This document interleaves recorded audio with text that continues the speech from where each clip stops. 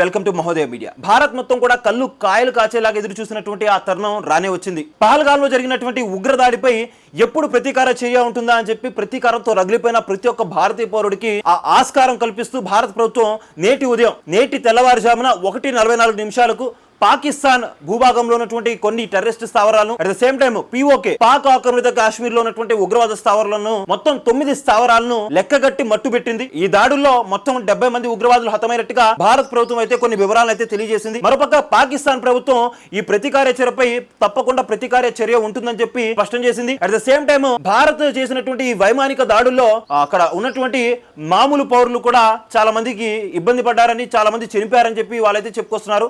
కానీ భారత ప్రభుత్వం దీనికి సంబంధించి వాళ్ళ విమర్శలను తిప్పికొడుతూ పాకిస్తాన్ చేసినటువంటి విమర్శలు నీటి మీద రాతలు లాంటివి, వాటిలో ఎటువంటి ఆధారాలు లేవని చెప్పి వాళ్ళైతే అంటున్నారు. మేము ప్రెసిషన్ టెక్నాలజీని యూజ్ చేసాం, టెర్రరిస్ట్ స్థావరాలను మాత్రమే ఏం చేస్తూ మేమైతే టార్గెట్ చేశాము, అందులో ఎక్కడా కూడా సివిలియన్స్ ని అటాక్ చేయలేదని చెప్పి భారత ప్రభుత్వం అయితే వివరిస్తుంది. కానీ ఇప్పటికైతే 70 మంది మాత్రమే చనిపోయినట్టుగా తెలుస్తుంది ఉగ్రవాదులు. దీనికి సంబంధించినటువంటి ఇంకా పూర్తి వివరాలు రావాలంటే మరి కాసేపట్లో పూర్తి వివరాలు అయితే వచ్చే అవకాశం ఉంది. అటు పక్కన ఇంటెలిజెన్స్ రిపోర్ట్స్, ఇటు పక్కన భారత అధికారులు ఎవరైతే ఈ ఆపరేషన్స్ లో పార్టిసిపేట్ చేశారో వాళ్ళ దగ్గర నుంచి కూడా క్లియర్ కట్ రిపోర్ట్ అయితే వచ్చినట్టు మనకు తెలుస్తుంది. అటాక్స్ టైంలో 1:44 నుంచి కూడా అటాక్స్ యొక్క పరిణితిని, అటాక్స్ యొక్క పరిశీలన మొత్తం కూడా నరేంద్ర మోదీ గారు ప్రైమ్ మినిస్టర్ హౌస్ లో ఉంటూ వార్ రూమ్ లో ఆ మొత్తం విజువల్స్ ని కూడా స్క్రీన్ మీద పెట్టుకొని వ్యూ చేయడం జరుగుతుంది. ప్రతి ఒక్క డీటెయిల్ విషయాన్ని కూడా ఆయనైతే చాలా పూసకొచ్చినట్టుగా ఆర్మీ అధికారులు కావచ్చు, లేకపోతే అధికారులు ఎవరైతే ఆపరేషన్ ఉన్నారో వాళ్ళందరూ కూడా అడిగి క్షణం తెలుసుకుంటున్నారు. ఇప్పటికైతే ఆపరేషన్ సింధూర్ సక్సెస్ఫుల్ అయిందని చెప్పుకోవచ్చు. ఈ వైమానిక దాడుల్లో యూజ్ చేసినటువంటి విమానాలు ఏవైతే ఉన్నాయో MiG-16 at the same time Sukhoi, ఈ 2 విమానాలు అయితే యూజ్ చేసినట్టుగా తెలుస్తుంది.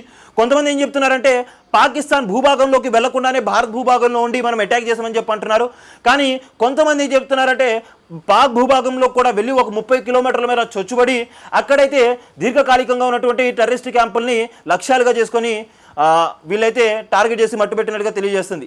మరోపక్క పాకిస్తాన్ ప్రభుత్వం మసీదుల్ని కూడా, మద్రసాలని కూడా వదలలేదు, నార్మల్ పౌరుల్ని కూడా వదలలేదు అని చెప్పి విమర్శలు చేస్తుంది. కానీ మసీదుల్ని అటాక్ చేయడంలో కూడా ఒక స్పష్టమైన థియరీ ఉందని చెప్పి భారత ప్రభుత్వం చెప్తుంది.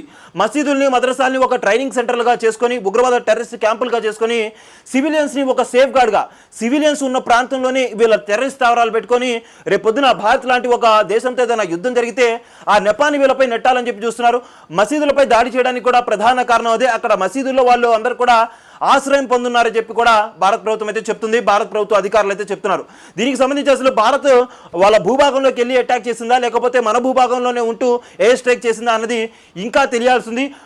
బహుశా ఈరోజు 10 గంటల తర్వాత భారత ప్రభుత్వం నుంచి ఒక క్లియర్ కట్ ఇన్ఫర్మేషన్ అయితే రాబోతుంది. దీనికి సంబంధించినటువంటి దాడికి సంబంధించినటువంటి పూర్తి వివరాలు దాంట్లో తెలియజేసే అవకాశం అయితే ఉంది. ఇప్పటికైతే 70 మంది చనిపోయినట్టుగా మనకి సమాచారం అందుతుంది. చనిపోయిన వారి సంఖ్య పెరగవచ్చు, తగ్గవచ్చు. ఇంటెలిజెన్స్ రిపోర్ట్ వచ్చిన తర్వాత, అట్ ద సేమ్ టైం భారత అధికారులు చెప్పిన తర్వాత